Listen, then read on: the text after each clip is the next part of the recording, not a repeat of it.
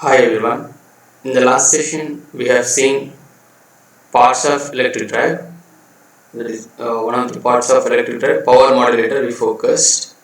In today's session, we'll see the choice and status of electric drives.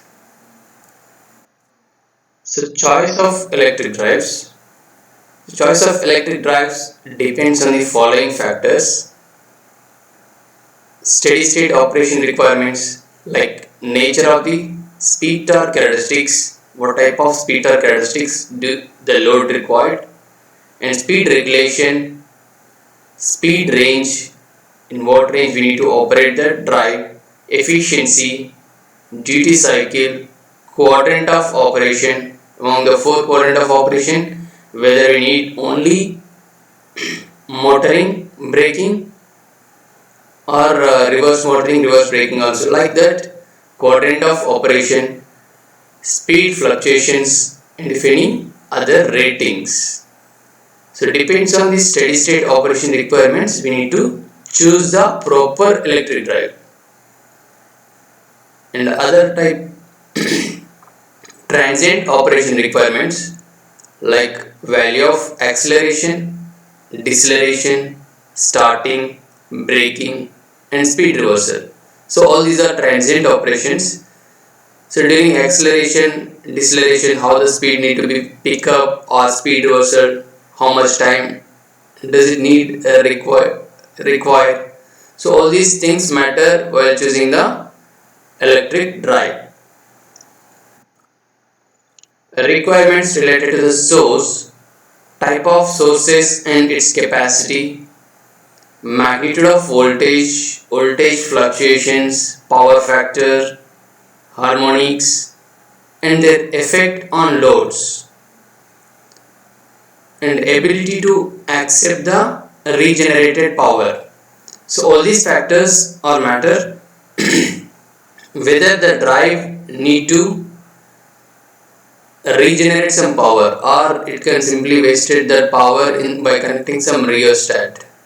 So by or type of sources like voltage levels, whether it is small or low power or high power requirements, based on that we need to choose the electric drive, whether the power factor should be good or medium, fluctuations in the voltage, few sensitive applications are there, right? So for that we do not choose that few type of drives. So capital and running cost, maintenance needs, and the life of the equipment or drive. Next one is space and weight restrictions. If you see the aerospace applications or aircraft applications, there the weight is matter, space is matter. So there we need to choose one type of drive which will give the space and weight less. Environment and location. Environment and location. In few drives, explosive environments will be there, radioactive environments will be there. There, where few drives will give some sparkings, that we can avoid. In the location, on which location you are keeping the electric drive, like it is on the top of the turbine, wind tower, or it is in the submerged. So that location also matters while choosing the electric drive. And the reliability, based on the reliability, we can choose one of the drive. Squirrel cage induction motor, it is more reliable. Even though it has some drawbacks, it is more reliable. If it requires, you can choose the type of drive if that application requires more reliability. Next one is status of DC and AC drives. So the status of AC and DC drives, generally it is in the textbooks, it was mentioned long back. Now many advances have come, but that time what was the status of AC and DC drives means, it was predicted that the induction motor drives will replace the DC drives in variable speed applications. However, the following hurdles forbidden for the prediction to come true. Nowadays, many induction drives have come. But earlier there was a prediction. So what are the hurdles to hurdles means, although the squirrel cage induction motor was cheaper than the DC motor, the converter and control circuit of an induction motor drives was very expensive compared to those of a DC drives. Therefore, the total cost of the induction motor drive was significantly higher than that of the DC drive. In DC drives, only DC drive and associated control circuit. If you compare that cost with the AC drive, squirrel cage induction motor with control circuit, associated control circuit will be more costlier than the DC drives. Because even though the squirrel cage induction motor is cheaper, the control circuit becomes costlier. Because of that, the overall cost of that particular AC drive is more or was more. While the technology of the DC drives was well established, than that of the AC was new. The time the DC drives were well established than the AC drives. AC drives were not reliable as the DC drives. Compared to the DC drives, AC drives are not that much reliable. Development in linear and digital ICs and VLSI were helpful in improving the performance and reliability of the AC drives. But then these developments also fed to similar improvements in DC drives. That means developments like control circuit cost can be the development to reduce the cost of the control circuit makes the overall cost of the AC drives cheaper than the DC drives. But the same development will be there in the DC control circuits also. That makes relatively lesser cost than the AC drive.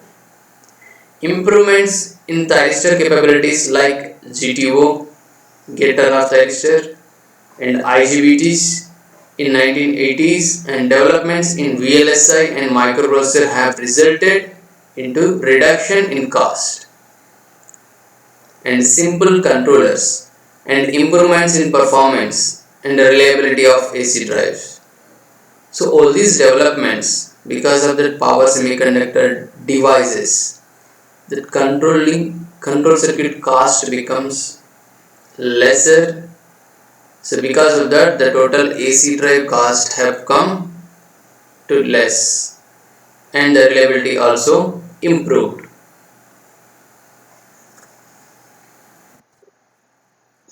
Induction motors are preferred in low and medium power applications generally, and synchronous motors used in medium and very high power applications.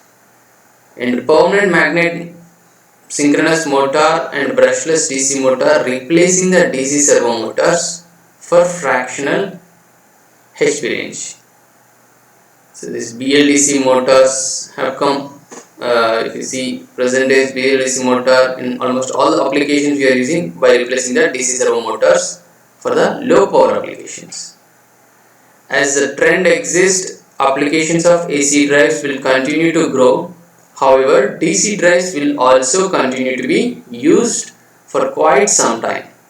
So that's what it is happening, even though we can find the DC drives in most of the applications as of now also. Even though the AC drives have developed or the cost and reliability of the AC drives have increased, even though the DC drives is usage of DC drives also continuing. The best example is traction. In traction, we use the DC drives.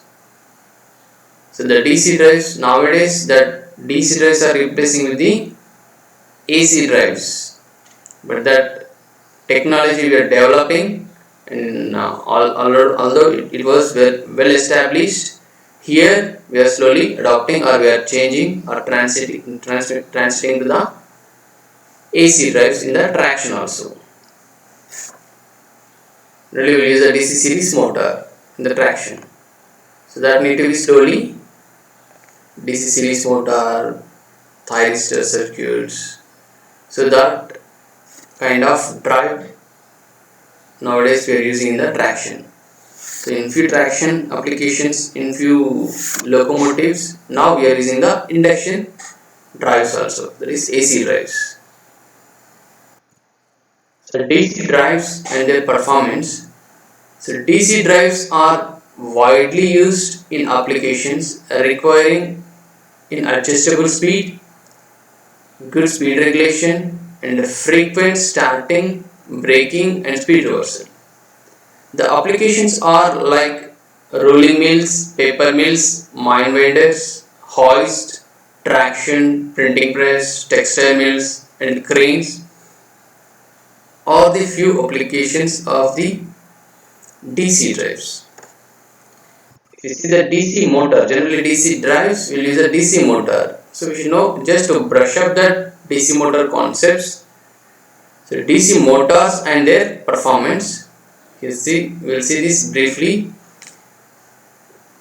So first one is type of DC motors. There are few types of DC motors. One is separately excited DC motor, shunt motor, series motor, compound motors.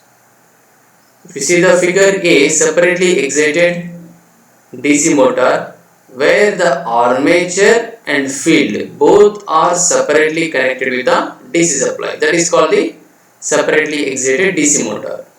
Your armature is connected with V and your field is connected with the VF. Both are connected separately with the different levels of DC voltage. So that is called the separately excited DC motor. And whereas in shunt type motors, your armature or your field is connected across the armature and that is connected with the supply. Your field is connected across the armature. And coming to the series type of motors, your field is connected, the inductor type coil is nothing but field. Field is connected in series with the armature and to the supply. That is called the series motors in C. And D, cumulatively compound motor. A part of the field winding is connected in series with the armature. That combination again it is connected in parallel with the field winding. So that is called the cumulative compound to get the different type of characteristics. So few basic equations, we will see fundamental equations like steady state equivalent performance.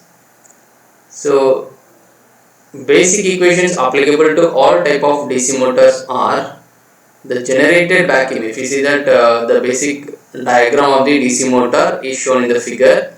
Your supply is connected with the armature resistance and motor. That is nothing but armature of the motor.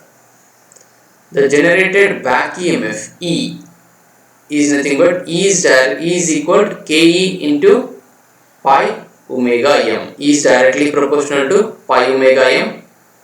So by removing the proportional, E is equal to some constant Ke, that is motor constant. K is called motor constant, Ke into pi omega m. So that is a generated back EMF.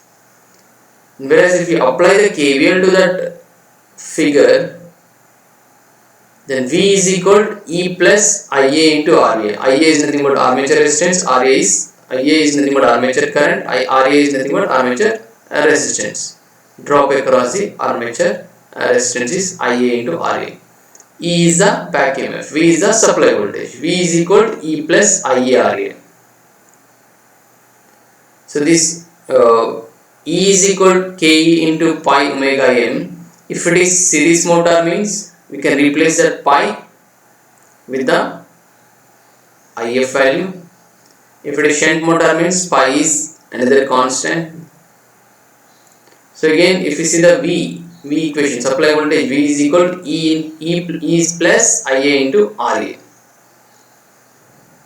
And from this equation again we can rewrite that equation E is equal to V minus IaRa. back EMF E is equal to V minus IA RA. Just E right side, you can keep E, and E is equal to V minus IA RA.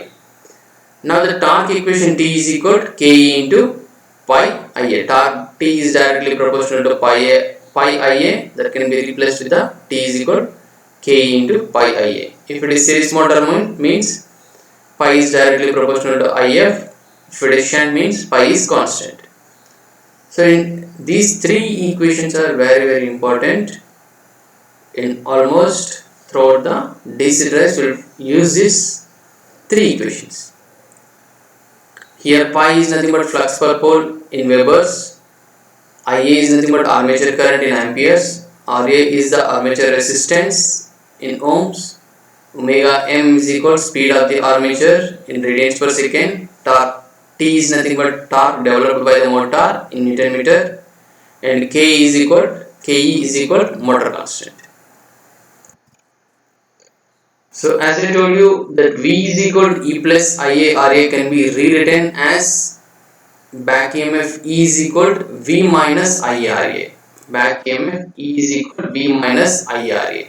Here if you see, E can be replaced with again KE into pi omega m. E is equal to V minus IA RA. You assume that E is equal to V minus IA RA. E can be replaced with omega KE pi omega m, right? By keeping that omega m on the left side, if you take KE pi on the other side, then V by KE pi minus IA RA by KE pi. So here I can replace that IA, armature current, by using this torque equation. Torque T is equal to KE into pi IA, right? From there IA is equal to T by KE pi. So in the first equation, omega m is equal to V by KE pi minus RA IA by KE pi. There IA can be replaced by T by KE pi. So that I will get V by KE pi minus RA into T by KE pi whole square, because IA is equal to T by KE pi. So these are the general equations. If you go shunt and separately excited motors, for shunt and separately excited DC motors, the field current is constant. The flux can be assumed to be constant, hence the flux can be assumed to be constant. So KE into pi is equal to another constant K. Let us assume another constant as K. Now KE into pi is equal to K. So torque, earlier the basic or fundamental equation is nothing but T is equal to KE pi into IA. Now for the shunt and separately excited DC motors, your KE into pi can be replaced with the another constant K. Hence your T is equal to KIA, and E is equal to KE pi into omega m, right? KE pi can be replaced with the K. Hence E is equal to K into omega m. From these two equations,